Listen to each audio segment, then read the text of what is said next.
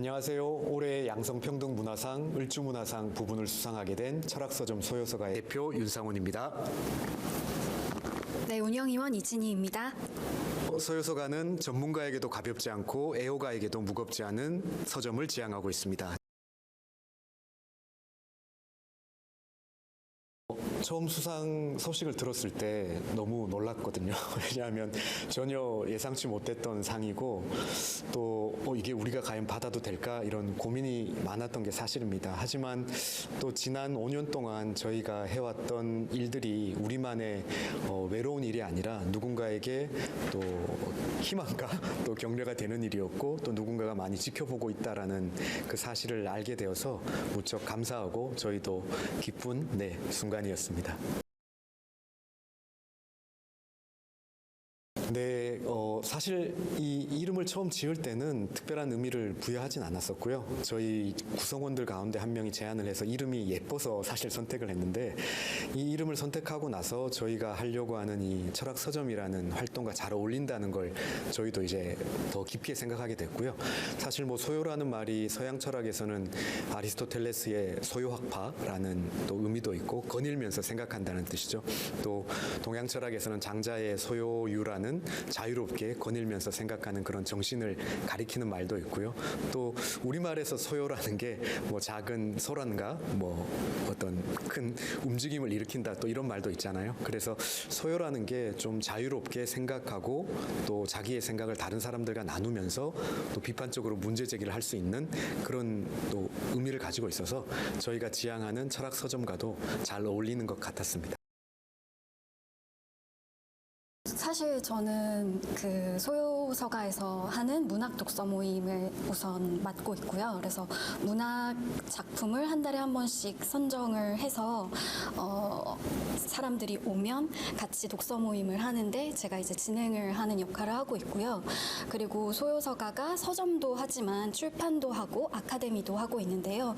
저는 아카데미에서 이제 문학 관련 수업을 하고 있기도 합니다. 그리고 그 외에는 올해 2025년부터 소요서가가 한 달에 한 번씩 소요진이라는 내부 이 글들을 모아서 작은 진을 편찬을 하고 있는데요. 그 편집도 맡아서 하고 있습니다. 일단 페미니즘을 주제로 한 모임 자체가 뭐 독특한 모델이다라고 생각하지는 않는데요. 왜냐하면 이미 많은 그 독립 서점들이나 단체에서 페미니즘을 다루는 그런 행사나 독서 모임 같은 것들을 활발하게 운영하고 있기 때문에 그렇게 생각을 하고요. 다만 저희는 철학 서점이고 출판 영역에서도 철학이라는 것이 굉장히 중요한 축을 차지하고 있기 때문에 저희만의 고유한 그 시각에서 이 주제에 접근할 수 있지 않을까 하는 고민을 했습니다. 일단 철학이 본질적으로 당연하게 여겨지던 것의 전제와 조건을 탐구하고 기존의 틀을 넘어서는 새로운 가능성을 모색하는 비판적인 사유라고 본다면 이미 철학이라는 것은 페미니즘의 핵심과 매우 닿아 있다라고 생각을 하고 있습니다. 페미니즘 역시 오랫동안 자명하다고 여겨져 온 성별 이분법이라든지 뭐 가부장적 권력 구조 그리고 사회적 관습들을 근본적으로 질문하고 그 문제들을 해체하고 그리고 더 평등하고 정의로운 새로운 가능성을 탐구하는 비판적인 실천이라고 생각하기 때문인데요. 그래서 이미 철학을 한다는 것은 어떤 의미에서 페미니즘의 주제를 섬세하게 다루고 그리고 계속해서 질문을 던져야 할 주제라고 생각을 해서 어떤 의미에서는 당연한 이 수순이 아닌가라고 생각합니다.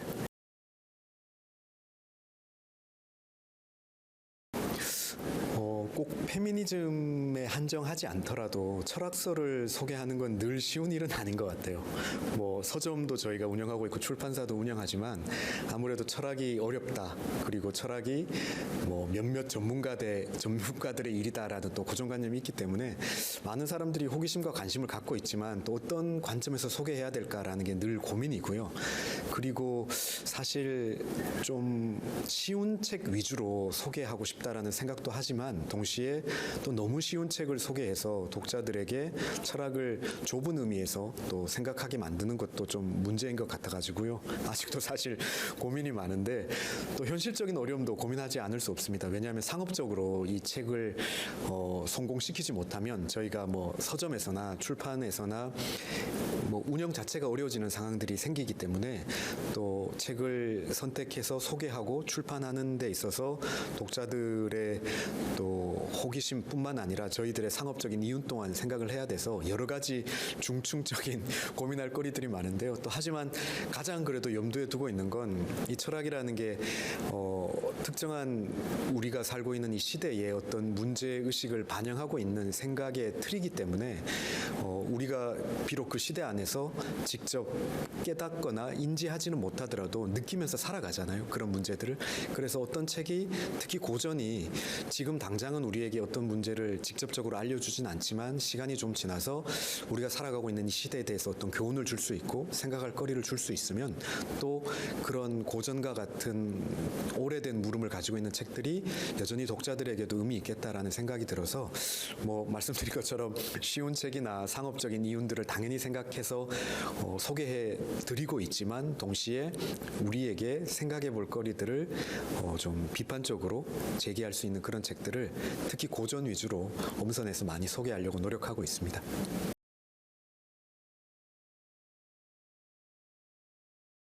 서점에서 일단 책을 소개할 때는 저희가 매주 2번씩 이 책을 입고를 하고 있거든요. 그러다 보니까 이제 시중에 나오는 철학 책뿐만 아니라 뭐 페미니즘을 포함해서 다양한 주제들을 종합적으로 검토를 하고요.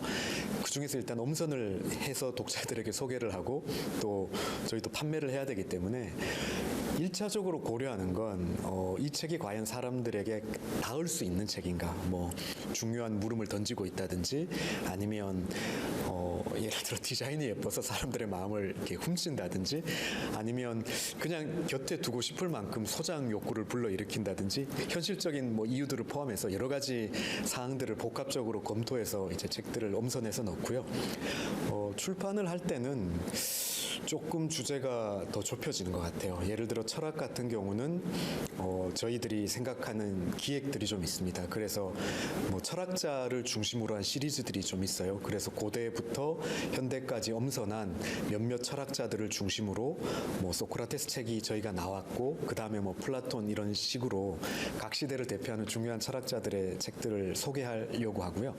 그 다음에 주제로 이제 엄선을 하면 뭐 예를 들어 조금 정치적인 주제를 다루는 책들도 있고 그 다음에 페미니즘에 한해서 또 말씀드리면 저희가 올 연말에 페미니즘 철학의 역사라는 책을 지금 준비하고 있는데 현재 논의되고 있는 다양한 페미니즘 사조나 또 이론가들의 생각들을 체계적으로 한번 종합해서 소개하는 책입니다. 그래서 어떤 특정한 문제의식을 가지고 또 소개할 때는 우리가 제시하고 싶은 담론이나 또는 독자들에게 또 이런 문제들을 좀 생각해 주시면 좋겠다라고 또 약간의 선도적으로 또 던질 수 있는 그런 질문들 관련해서 또 책들을 준비하고 있고요. 또 하지만 또 말씀드린 것처럼 상업적인 문제나 대중적인 어떤 호응을 생각하지 않을 수가 없기 때문에 잘 읽으려고 해요. 지금 이 시대가 어떤 주제를 원하고 어떤 책을 좋아하는가 그리고 어떤 작가를 원하는가를 또 저희가 또 읽으려고 하기 때문에 저희가 던지고 싶은 질문도 있지만 시대가 던지는 질문 또 사람들이 원하는 그 방향성에 맞게 우리는 또 무엇을 할 수 있을까도 생각하고 있습니다. 그래서 사실 뭐 쉽지는 않은데요. 여러 가지 사항들을 복합적으로 고민하고 있습니다.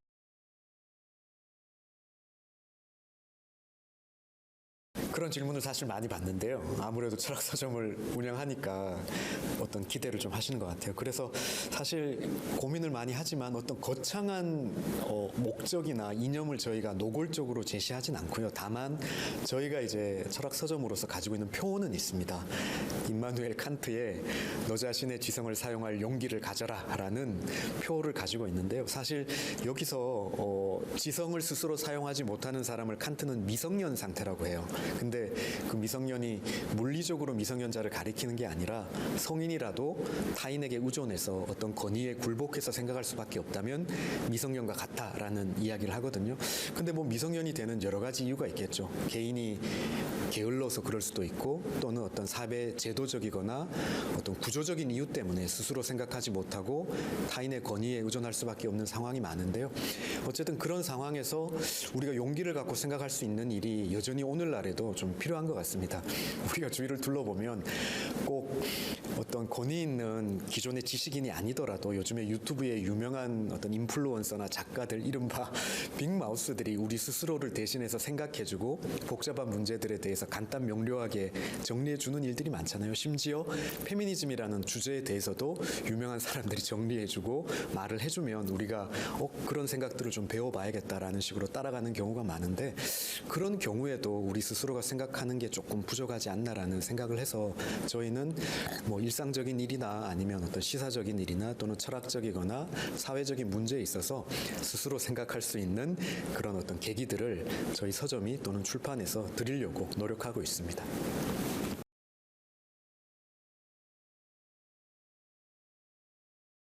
일단 어떤 변화를 직접적으로 가지고 왔다라고 얘기하는 건 좀 성급한 문제일 수 있을 것 같은데요. 일단 이런 페미니즘이라는 주제를 자유롭게 안전하고 그리고 서로 신뢰할 수 있는 분위기 속에서 이야기할 수 있는 환경이라는 것이 좀 많이 부족한 것 같다는 생각이 들어요. 실제로 저는 이제 문학 독서 모임을 운영을 하고 있는데 문학들을 읽어 나가다가 저는 이제 여성 작가라든지 페미니즘적인 의제를 던지는 작품들을 좀 이제 중간중간에 함께 읽어 나가는 것을 좀 추구를 하고 있는데, 그럴 때 페미니즘 의제가 직접적으로 담긴 작품들을 다루는 그런 달에는 참가자들이 정말 토론이 굉장히 활발해지거든요. 다른 어떤 문학 작품들보다도 페미니즘 관련된 의제와 관련된 그런 책을 읽을 때 사람들이 훨씬 더 이렇게 뭔가 얘기를 활발하게 하더라고요.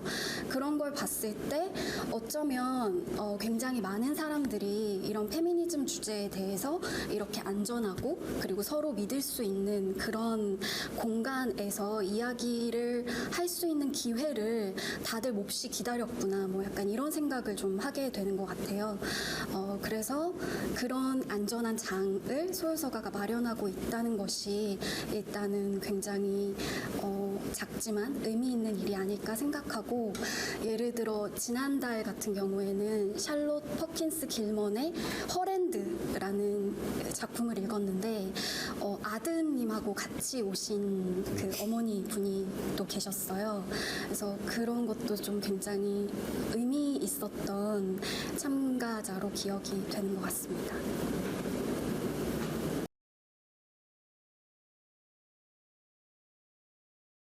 꼭 페미니즘이 아니라 철학 서점이기 때문에 뭐 약간 좀 시비를 거는 분들은 있긴 있죠.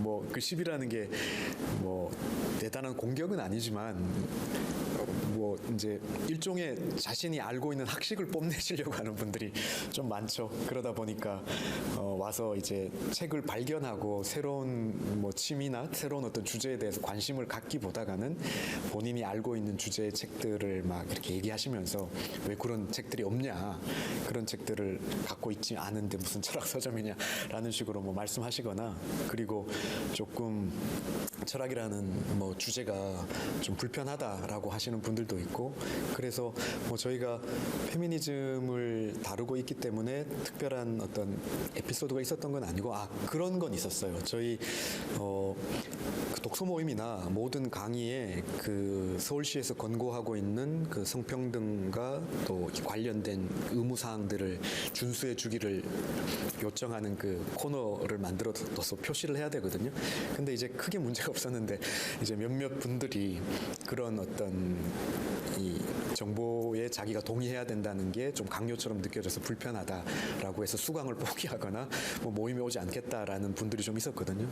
그게 이제 되게 아무것도 아닌 것 같지만 또 우리가 어떤 모임에 참석하고 또 자기가 누군가와 함께 할 때 일종의 사회적 약속이고 규범이잖아요. 근데 그런 일들이 조금 예전보다 훨씬 더 많이 일상에 퍼져들고 있고 우리가 기본적으로 상대에게 갖춰야 되는 이 매너로서 또는 기본적인 삶의 약속으로서 좀 받아들여지는데 저희가 좀 기여하는 게 아닌가 그런 생각도 하지만 여전히 또 거부감도 있어서 뭐 그런 어떤 에피소드가 좀 지금 생각이 나네요. 네.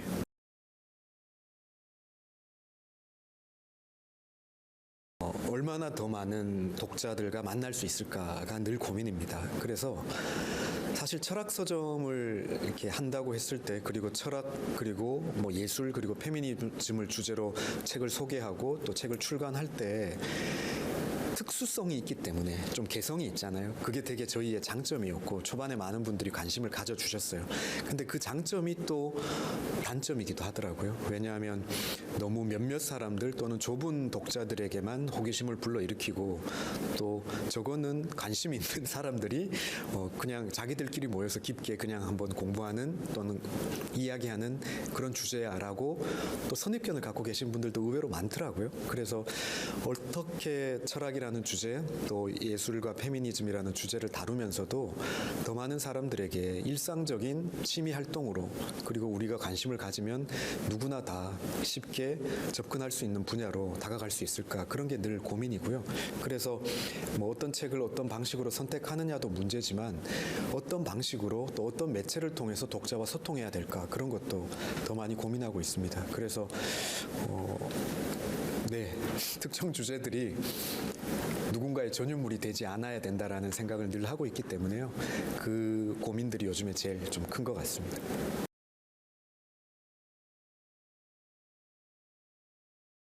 일단 철학사를 보면 철학사가 선별해서 보여주는 위대한 철학자들이 굉장히 거의 다 남자들인데요. 왜 위대한 여성 철학자는 없지? 라는 물음을 던져볼 수 있는 지점인 것 같아요. 물론 오늘날에는 이런 물음 자체가 더 이상 유효해 보이지 않을 수도 있기는 하지만 고대부터 20세기까지 철학사를 살펴보면 물리적으로도 이미 여성을 배제하고 있는 게 현실입니다. 이것은 단순한 우연의 결과는 아닌 것 같은데요. 예를 들어서 18세기 프랑스 혁명에서 선언된 인권의 보편성이 사실은 부르주아 유럽 남성, 백인 남성들의 특수한 이데올로기였던 점이 밝혀진 것처럼 철학의 전통 역시 성평등에 우호적이지 않았던 것이 사실입니다.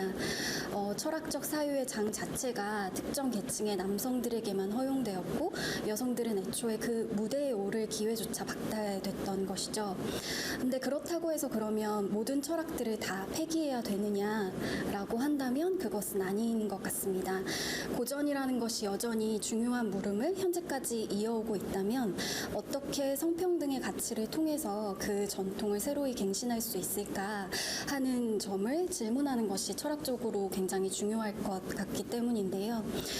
기존의 철학적인 전통을 비판적으로 재해석하면서도 동시에 그 안에서 배제됐던 여성들의 목소리를 발굴해내고 그리고 오늘날 여성의 관점에서 새롭게 제기되어야만 하는 철학적인 질문들을 다루어야 할 것이라고 생각합니다. 그리고 궁극적으로는 이런 문제의식이 여성뿐만이 아니라 다양한 소수자들, 나아가서 인간을 넘어서는 그런 존재들, 동물이라든지 생태라든지 이런 존재들에 대해서도 이 문제의식이 이어져야 한다고 생각하는데요. 성별이나 인종이나 계급이나 성적 지향 등으로 그 기준으로 봤을 때 주변화된 모든 존재들 그리고 동물이나 자연과 같이 전통적으로 철학적 고려의 대상에서 배제되어 온 존재들까지도 포함하는 보다 철학적인 사유의 장을 만들어가는 데에 소요서가가 아까도 말했듯이 안전하고 서로 신뢰할 수 있는 그런 장이 될 수 있도록 하는 것이 중요하지 않을까 생각합니다.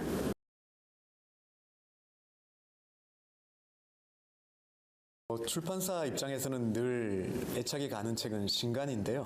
그래서 신간 얘기를 좀 하려고 합니다. 저희가 얼마 전에 그 세잔과 졸라가 주고받은 서간집을 출간했습니다. 제목은 이제 교차된 편지들이고요.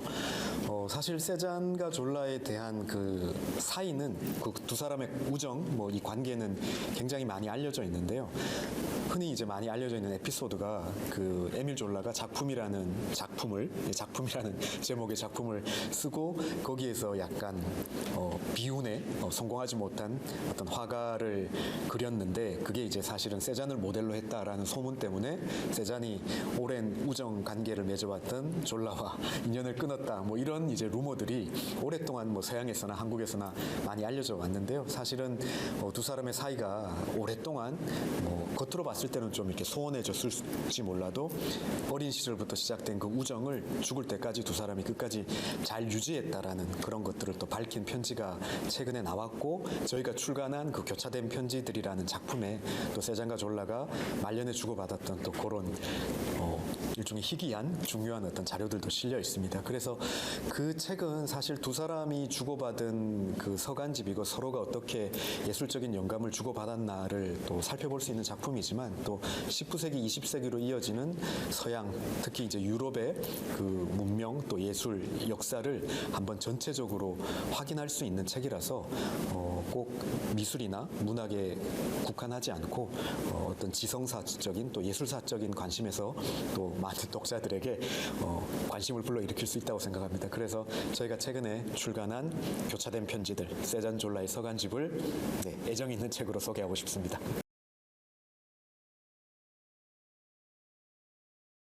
네, 평등이라는 가치가 사실은 우리에게 일상으로 이미 자리 잡은 지도 너무 오래되었고 또 하나의 정치적인 이데올로기로도 또 목적으로도 오랫동안 추구되어 오고 있잖아요. 그런 의미에서 양성평등이라는 이 이름을 가지고 있는 이 상을 받게 되어서 저희도 그 문화 또 그리고 그 공동체의 일원이 된 것 같아서 너무 기쁘고 감사한 마음이고요. 또 사실은 또 이 양성이라고 특정하지 않더라도 우리가 이 평등이라는 가치, 성평등이라는 가치가 더 확산될 수 있기 때문에 더 많은 사회적 소수자 또 더 많은 어떤 가치와 지향점을 가지고 있는 모든 존재들을 다 아우르는 방향으로 갈 수 있다면 이 양성평등상이 또 저희에게도 어떤 앞으로 또 지향해야 될 바를 구체적으로 다 지시해 주는 것 같아서 큰 도움이 되는 것 같습니다.